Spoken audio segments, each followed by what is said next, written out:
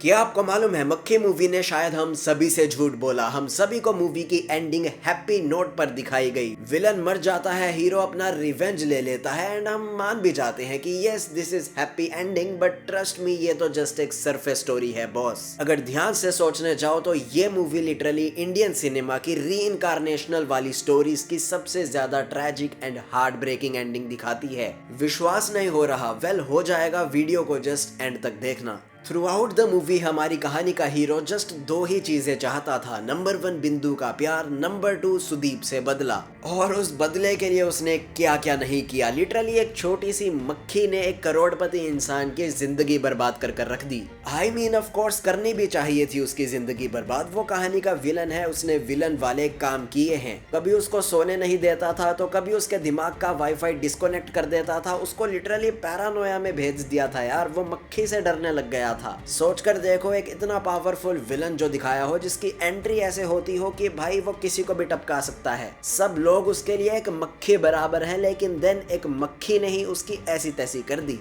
And then आपको climax the movie का याद होगा ही। कैसे हमारा मक्खी द हीरो, मक्खी द सुपरमैन अपने ऊपर गन पाउडर लगाता है। पंख उसका टूट चुका है लेकिन जिगरा अभी भी है। मक्खी फिर खुद को आग लगाता है और कैनन के थ्रू सुदीप के सीने में घुस जाता है। लिटरली ये सीन आज भी गूज़बम्प्स देता है बॉस।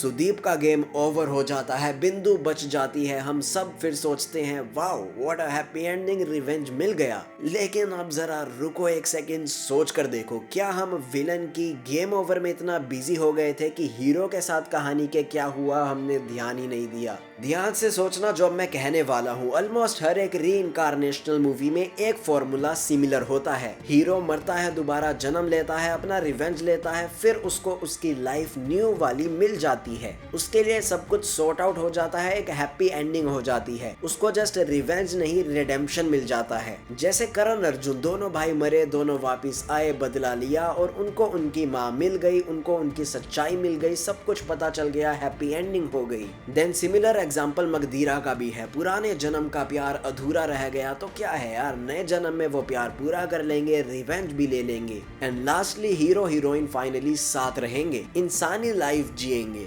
मतलब इन मूवीज के अंदर री पनिशमेंट नहीं बल्कि रिवॉर्ड होता है। एंड ऑनेस्टली मक्खी मूवी देखते हुए भी हम यही एक्सपेक्ट कर रहे होते हैं कि वाओ एक और मौका मिला हमारे हीरो को। आप खुद बताओ, जब आपने पहली बार ये मूवी देखी होगी, स्टार्टिंग के वो 20-25 मिनट एंड फाइनली जब आपको रियलाइज हुआ होगा कि हीरो ने जब आई लव यू सुना, 2 साल से लिटरली जो वो सुनना चाहता था, एक ही उसकी लाइफ का गोल था, बिंदु उसको मिल जाए, बिंदु का प्यार उसको मिल जाए, और ये उसको मिला उसकी लाइफ के लास्ट मोमेंट में, लिटरली मरते मरते। तब सबने यही सोचा होगा ना, हीरो वापस जन्म लेगा, अपना बदला लेगा, अपनी हीरोइन के पास जाएगा और इंसानी जिंदगी जिएगा। लेकिन राजामौली सर ने यहीं पर सबसे बड़ा गेम खेल दिया boss. Hats off to the creativity. कहानी के हीरो को लिटरली एक ऐसे क्रिएचर के रूप में नया जन्म मिला जिसकी एवरेज लाइफ स्पैन ही इतनी छोटी है कि हम इंसान सोच भी नहीं सकते।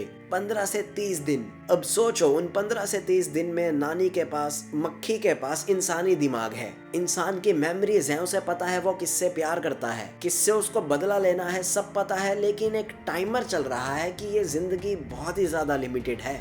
एनीवेज, क्लाइमेक्स के बाद फिर भी कह सकते हैं कि बदला मिल गया, बिंदु एकदम अब सिक्योर लाइफ जी रही है। लेकिन नहीं भाई साहब, पोस्ट क्रेडिट सीन के अंदर हमें एक और नाइटमेयर दिखाया जाता है जो प्रूफ कर देता है कि मक्खी मूवी की एंडिंग हैप्पी है ही नहीं। फिर से हमें दिखाया जाता है एक और स्टोकर आ गया है जो बिंदु को परेशान कर रहा है, और अब बिंदु को बचाने कौन आएगा? वेल ऑफ कोर्स कहानी का हीरो, लेकिन इंसानी रूप में नहीं, फिर से एक मक्खी के रूप में। बचपन में इस सीन को मैंने कमबैक समझा था कि वाओ नानी is back, hero is back. लेकिन अब जब मैं इस सीन को देखता हूँ तो लिटरली नाइटमेयर जैसा फील होता है।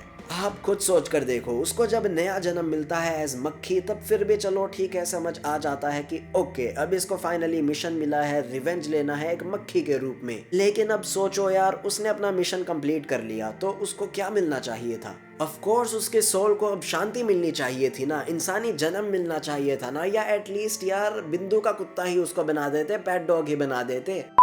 उसको ये जो अपना तीसरा जन्म मिला है वो भी 15-30 दिन का होगा, वही सेम ह्यूमन इमोशंस के साथ, वही डेडलाइन उसके दिमाग में चल रही होगी, टाइमर चल रहा होगा, मेरे इतने ही दिन बचे हैं। बिंदु के पीओवी से भी सोचकर देखो, वो अपनी थ्रू आउट लाइफ अब इसी होप में बिता देगी कि शायद चौथे जन्म में, 5वें जन्म में कभी ये बिल्ली बनकर आ जाएगा, कभी कुत्ता बनकर आ जाएगा, इंसान तो मेरे इस जिंदगी में नसीब नहीं होने वाला। बिंदु को भी लिटरली एक गलत ही होप मिल गई यार, वो और किसी से प्यार कर ही नहीं पाएगी। एनीवेज, ओरिजिनल मूवी बहुत ज़्यादा एंटरटेनिंग थी, मुझे बहुत मज़ा आया। ये वीडियो तो जस्ट मेरी ओवर थिंकिंग का नतीजा था यार। आपको कैसा लगा कमेंट एंड लाइक कर बता देना। नाउ टैप हियर अगर जानना चाहते हो what if Baahubali and Magadheera movie आपस में कनेक्टेड होती तो स्टोरी कैसी होती।